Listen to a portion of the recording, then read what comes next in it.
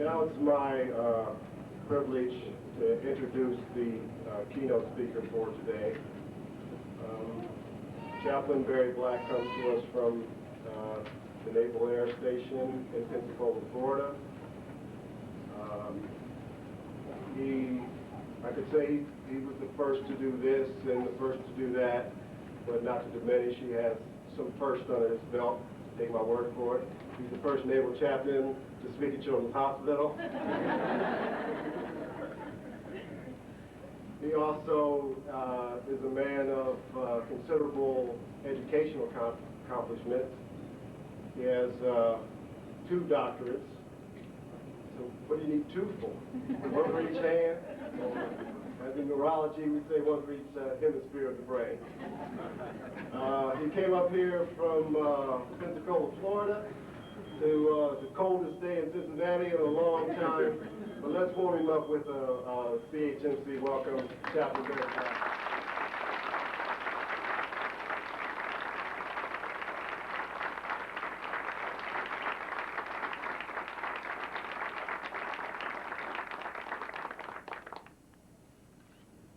I would like to thank our witty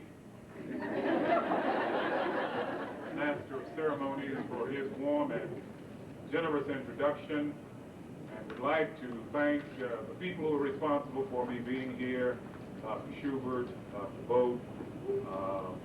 I'd like to thank my colleague, Reverend Smith, for his enthusiastic invocation, and for the many people who have stood at this podium and actually taken most of my speech. They have given excerpts from a variety of Dr. King's remarks, including that wonderful proclamation from the mayor. I'm delighted to join with you in this wonderful service, and I feel a tremendous warmth and a tremendous love in this room. I must tell you that I have a tremendous amount of respect and love for medical personnel.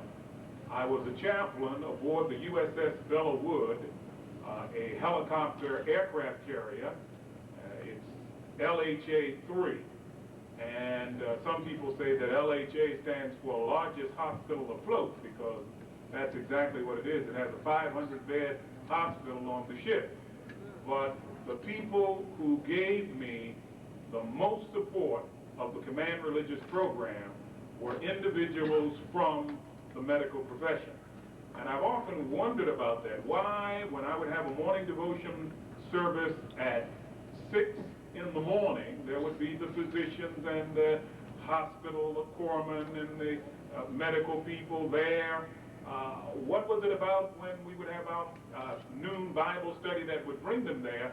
And I suspect that no one can long look at the intricacies and the complexity of the human body without being drawn to a power higher than they.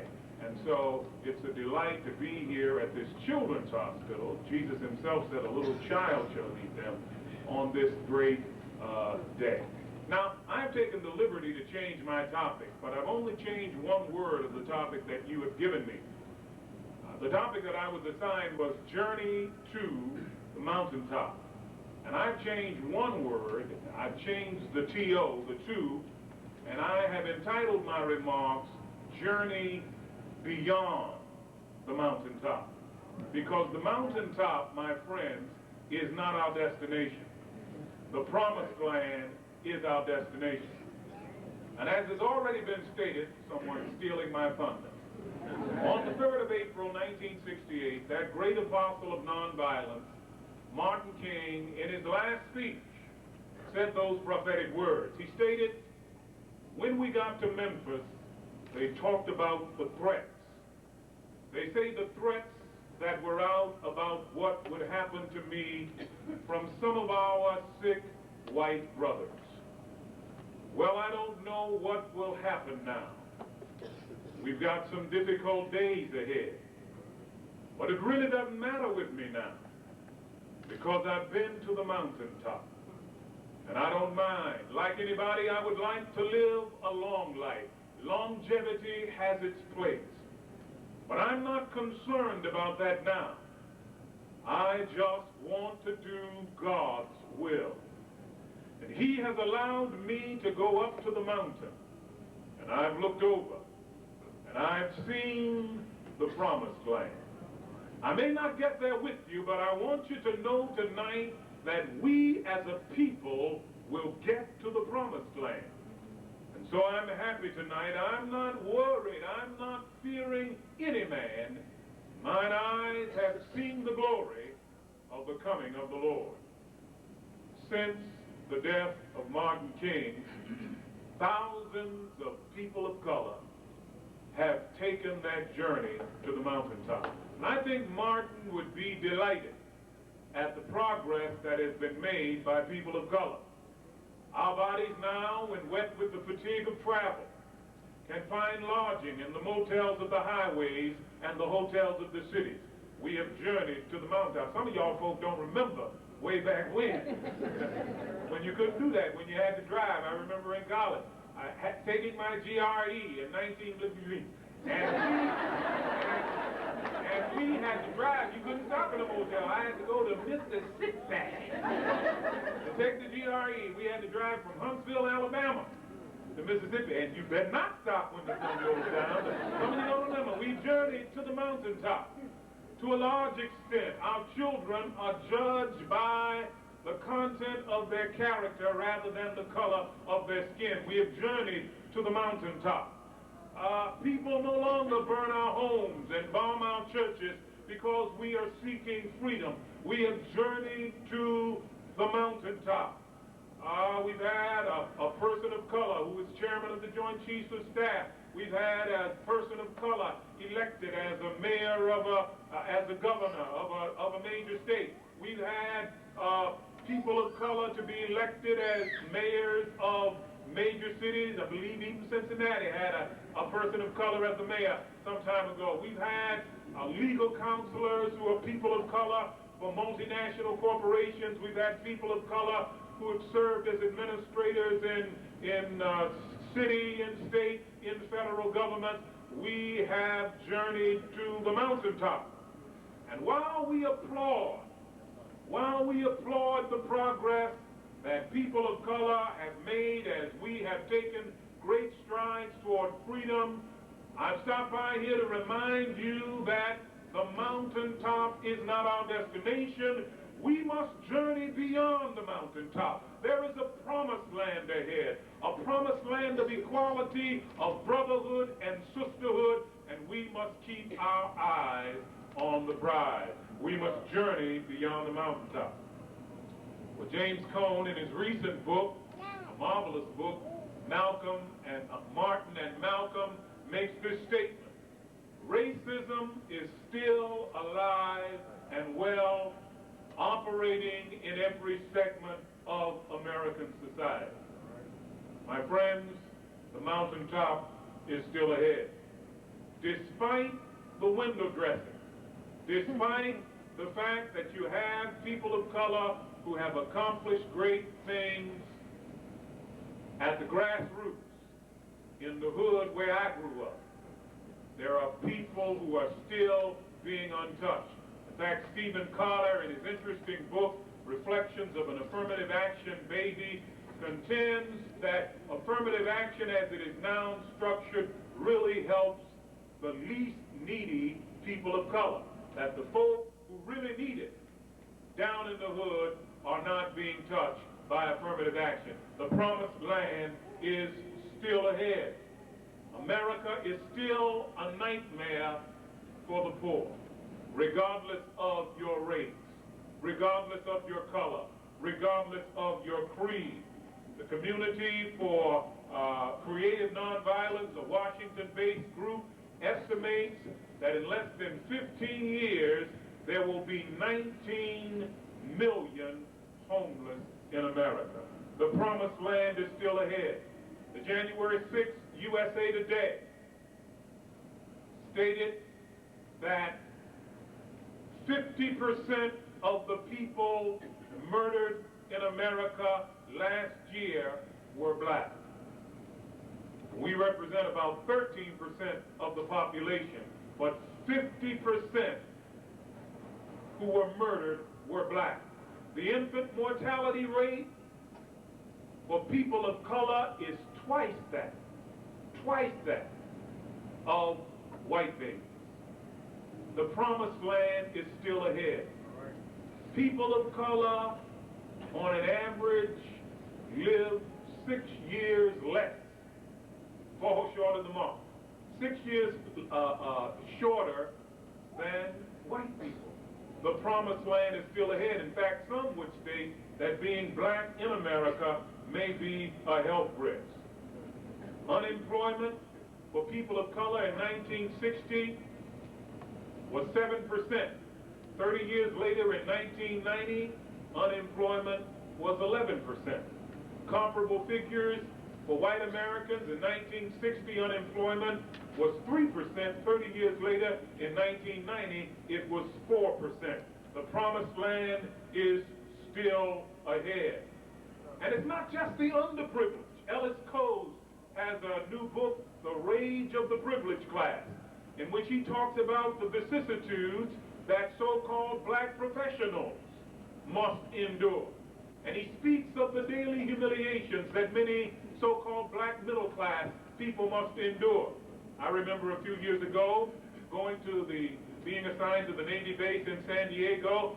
Wife and I arrived, stayed at the bachelor officers' quarters there, the Naval Air Station in Miramar. We looked in the newspaper for our dream home in Southern California, and eureka, there it was, for sale by the owner. We wouldn't have to worry about a real estate ripoff.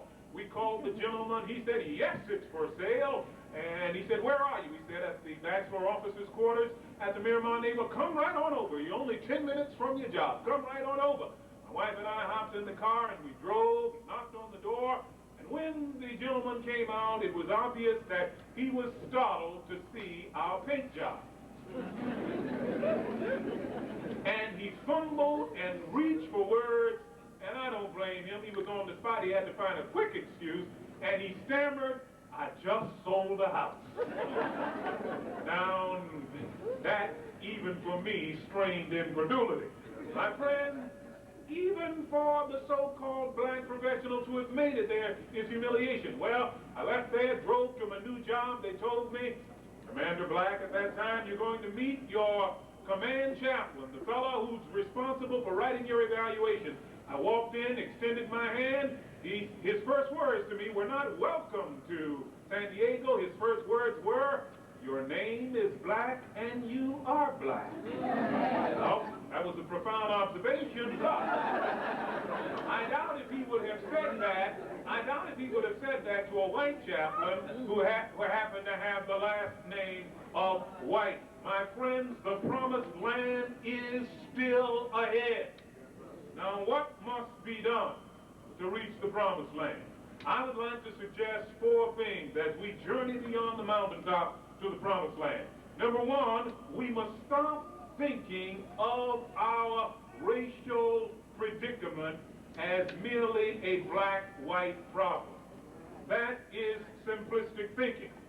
By the year 2010, we are told by demographers that Latinos will outnumber African Americans as the primary minority, and I don't like that word, but as the primary people of color in this land. There's been a great influx, as you know, of Asian immigrants.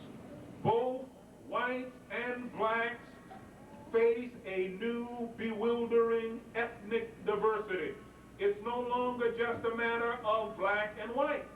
And the proof of the pudding is, during the 1992 Los Angeles riot, only 36% of the people arrested with Sony televisions in their hand were people of color. Now, some will say the reason is we run faster than the other group, but the point is, only 36, those are the facts, only 36% arrested were people of color.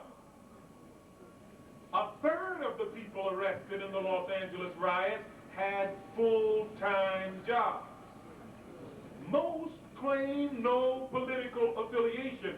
So what you were dealing with in the Los Angeles quote-unquote race riot, you were not really dealing with a race riot. You, my friends, were dealing with a lethal linkage of economic decline, cultural decay, and political lethargy in America.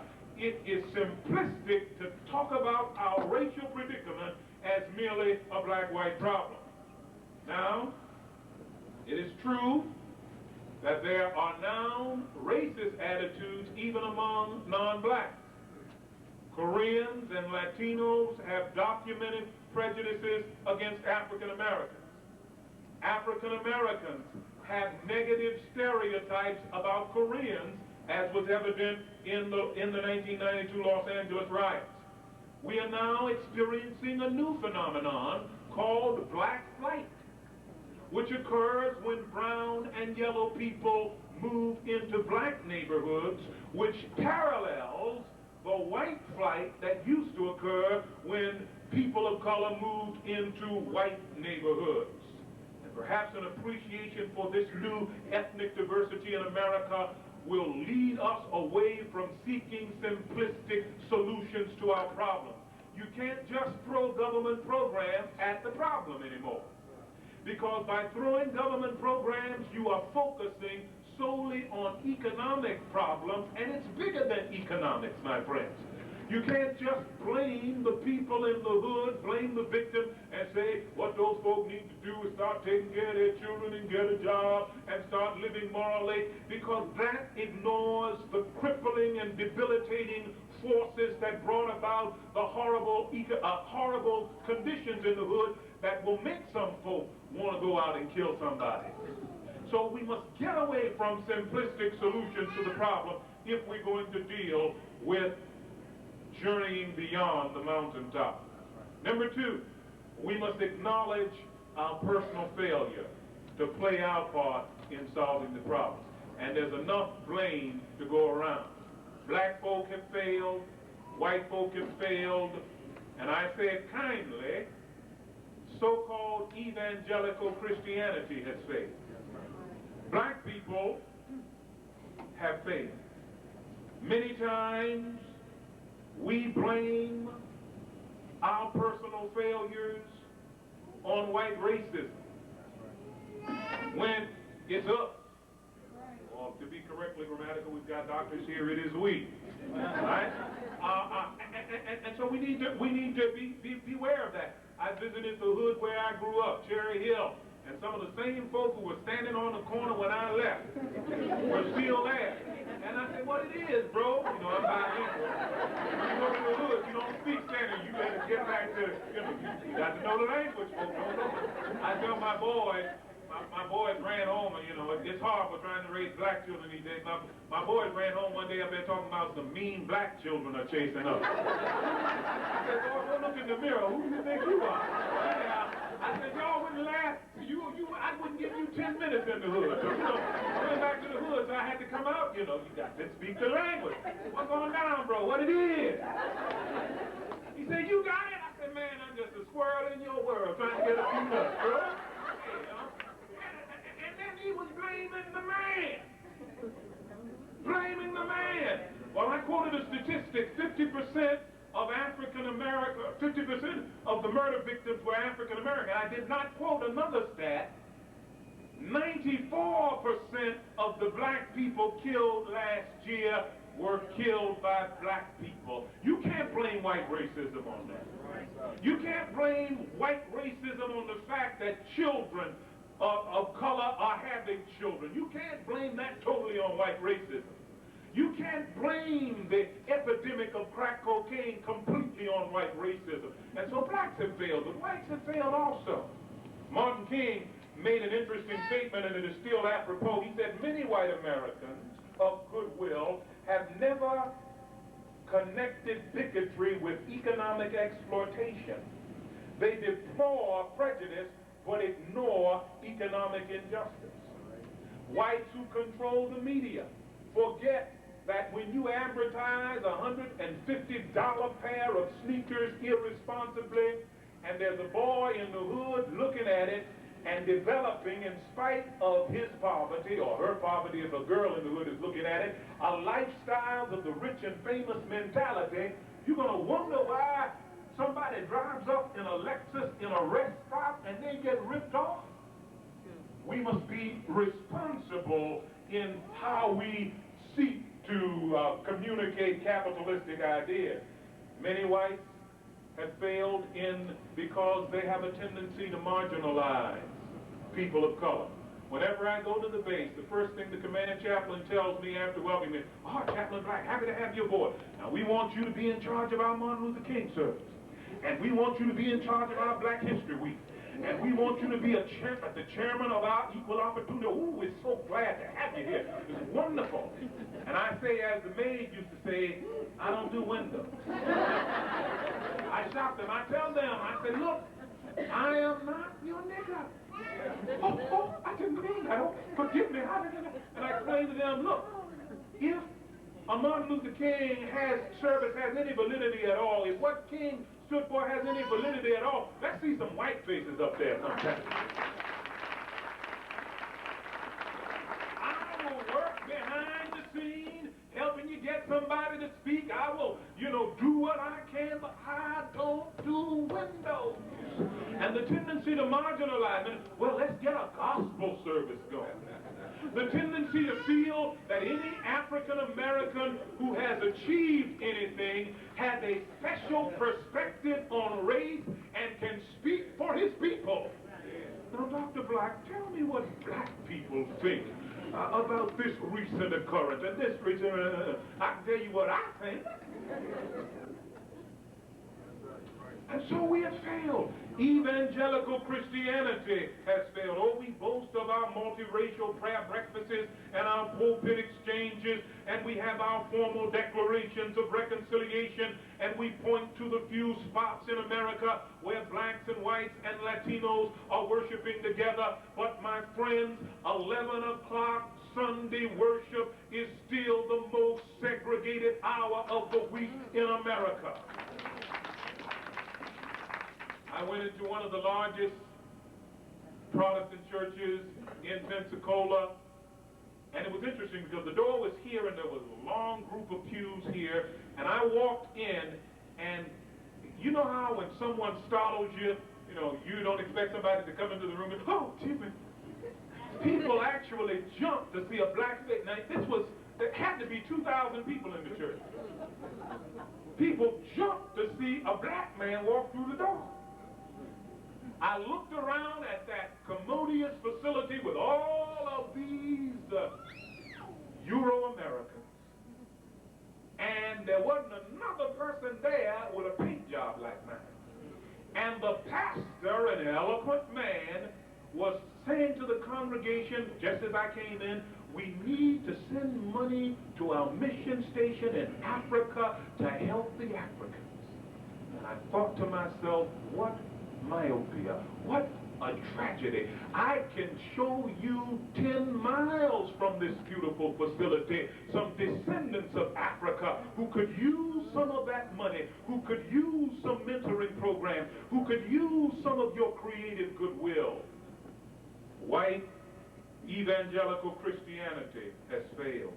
We have, I fear, my friends, taken the reconciling motifs of the gospel, of bringing people together, and traded it in for church growth. I said to you that the principle of homogeneity in the church growth movement is heretical and antithetical to the reconciling motifs of the gospel. Hey, that's pretty good for that. I say to you, the principle of, I'm on a roll here. The principle, I can't say it again, but anyhow, you got it on tape. All right.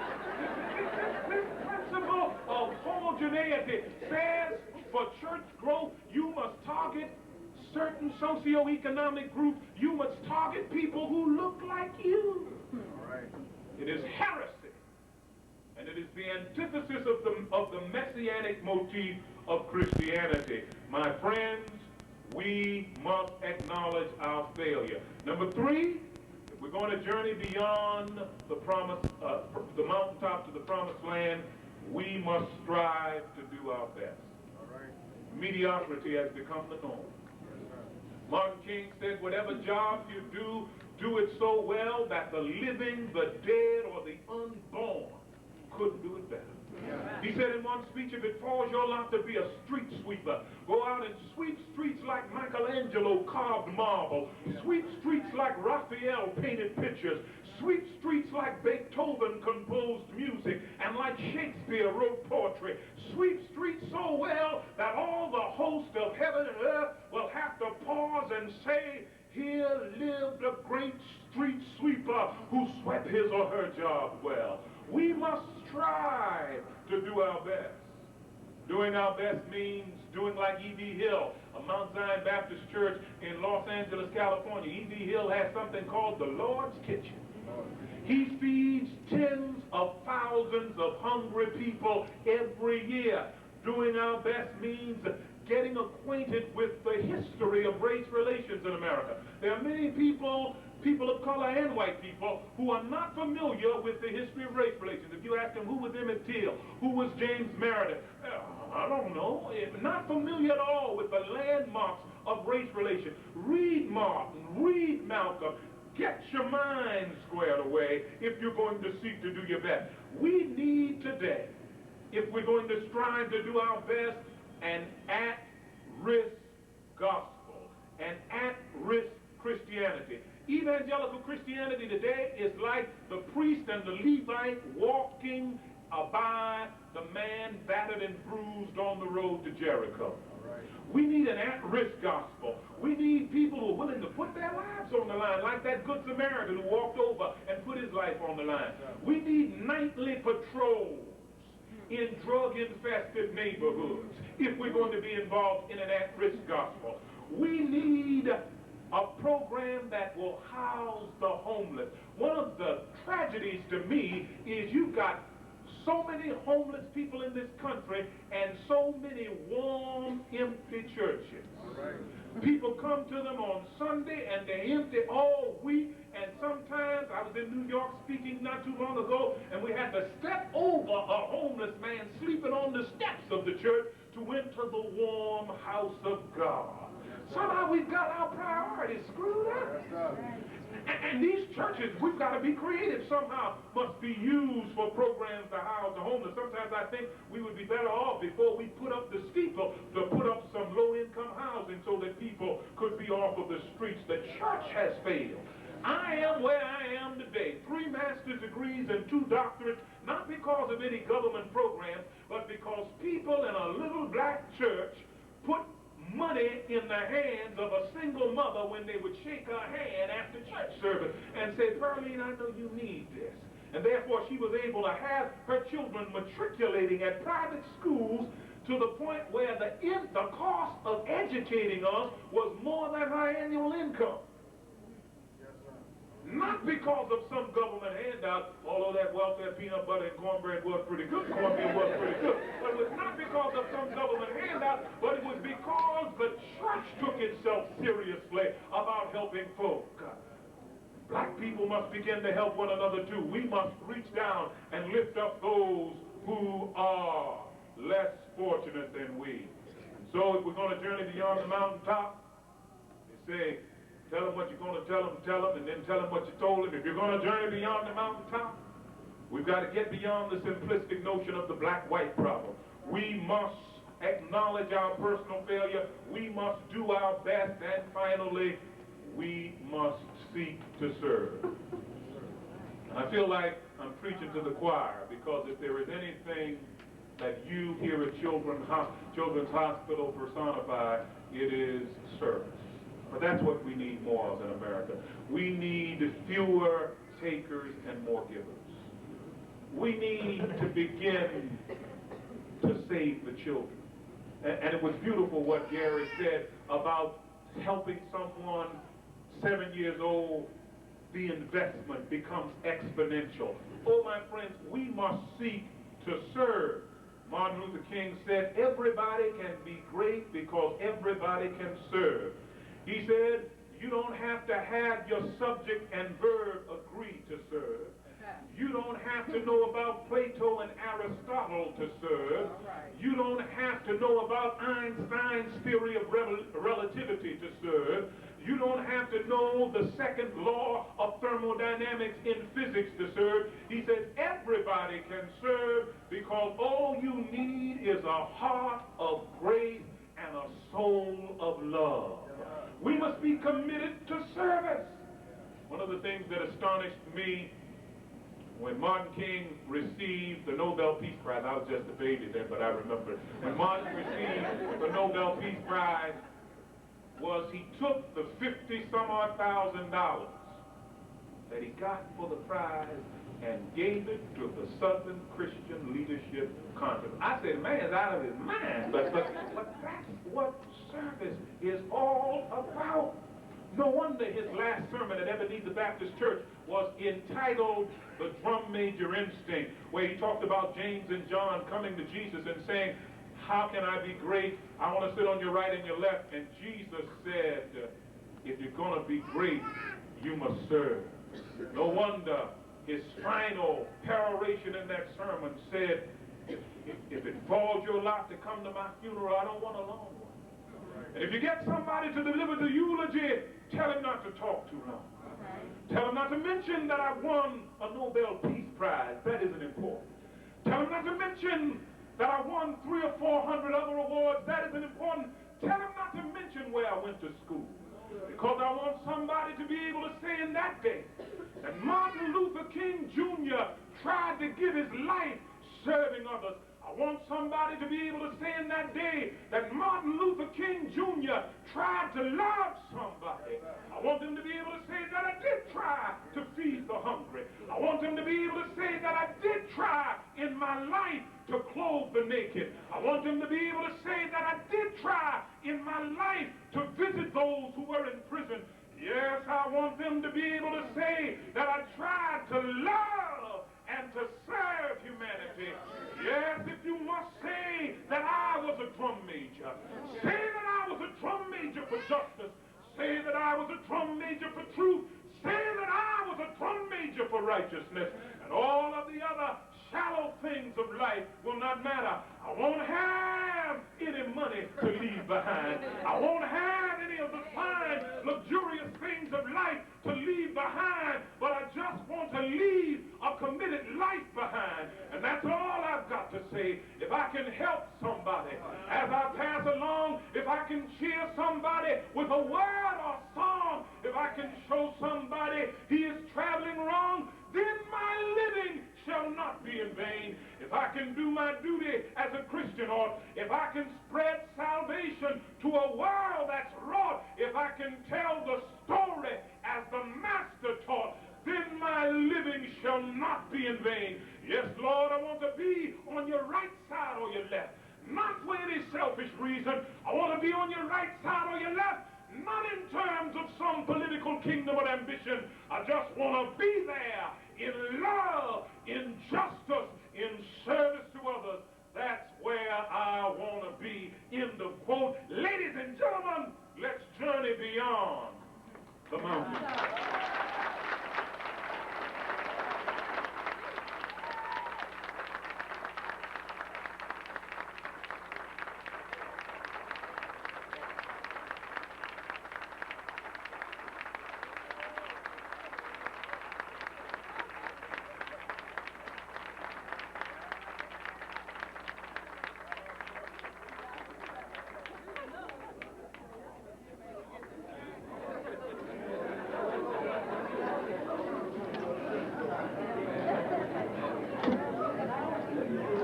Chaplain, very fine.